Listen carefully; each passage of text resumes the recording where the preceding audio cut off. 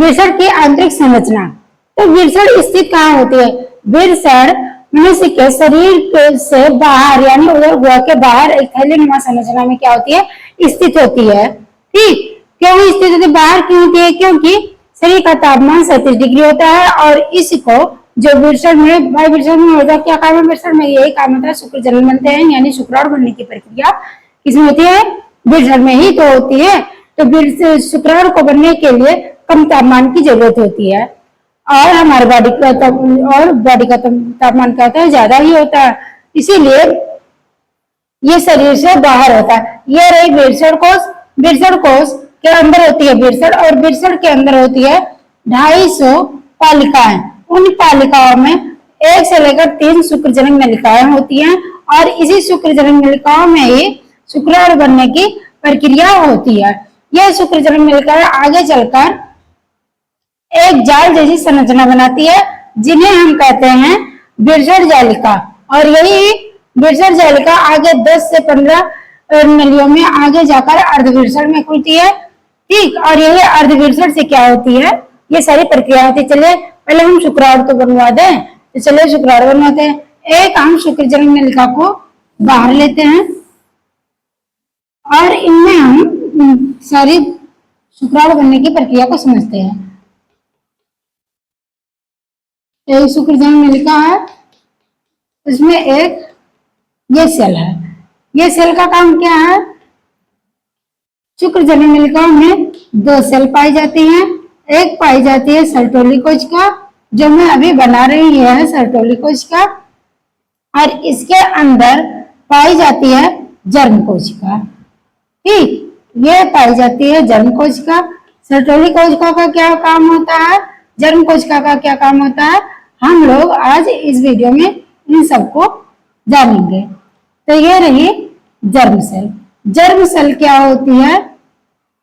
Germ cell से ही शुक्राणु बनते हैं और यही शुक्राणु काम क्या करता है? ये रही जर्म सेल।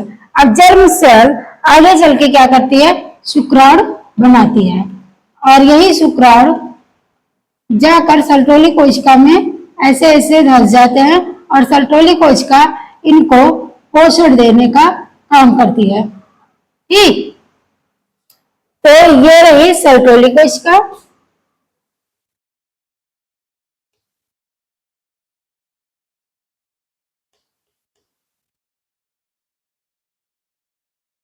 सर्टोली कोशिका का काम क्या करती है? सर्टोली कोशिका जर्म कोशिका को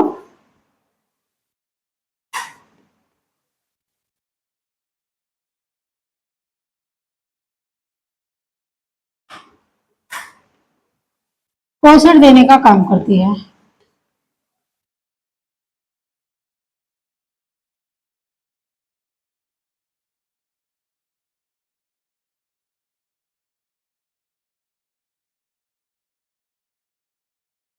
और ये जर्म सेल क्या होते हैं? जर्म सेल आगे चलकर क्या बन जाता है? अर्धसूत्रीय विभाजन के द्वारा शुक्राणु बनते हैं। क्या बनते हैं? शुक्राणु। यहाँ अगर आप जर्म सेल में लिखकर आप शुक्राणु भी लिख सकते हैं। ठीक, आप यहाँ शुक्राणु भी लिख सकते हैं।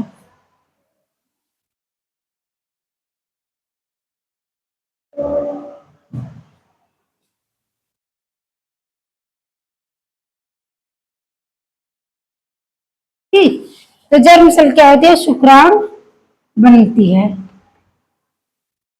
बनाती है, बनती है, कुछ भी आप कर दीजिए। ठीक है, तो ये रही सर्टोली कोशिका। सर्टोली कोशिका के अंदर होती है जर्म कोशिका और जर्म कोशिका ही आगे चलकर क्या बनती है? शुक्राणु। यही शुक्राणु क्या करते हैं? सर्टोली कोशिका से भोजन लेते हैं और भोजन लेने के बाद भाई ये भोजन लेंगे तो ग्रो करेंगे ही।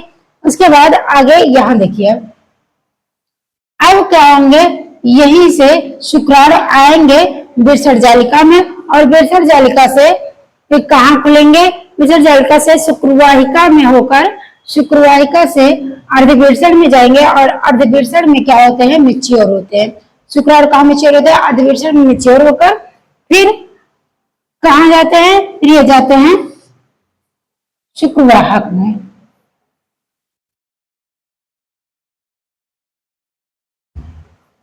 और शुक्रवाहक से होते हुए ये मूत्राशय में जाते हैं और मूत्राशय से प्रोस्टेट ग्लैंड वगैरह सेवन होती है और सेवन के साथ ये पेनिस के द्वारा शरीर से बाहर हो जाते हैं।